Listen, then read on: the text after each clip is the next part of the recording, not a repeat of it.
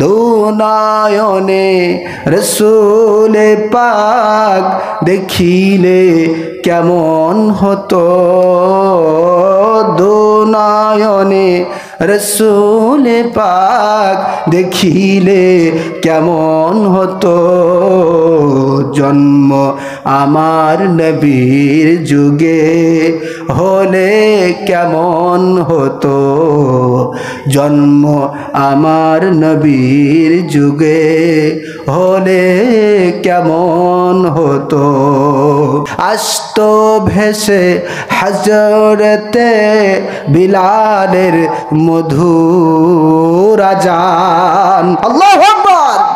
আসতো ভেসে হযরতে বিলালের মধুর আযান, যে আযানে ছিল এমন প্রেম মুগ্ধ রহমান।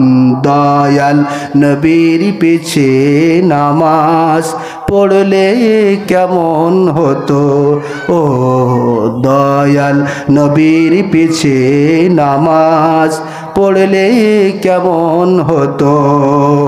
দিনই কত আলোচনায় থাকতাম আমি অধম, সামনে রসুল পাক হতো আর পাশে সাহাবাগণ। আবু বকর ওমর ওসমান আলীর সঙ্গী কেমন হতো। সম্মানিত হাজরিন, আমরা যে যাই করি না কেন রাসূলুল্লাহর আনুগত্য আমাদের করার দরকার আছে না নাই? জোরে বলুন, আছে না নাই?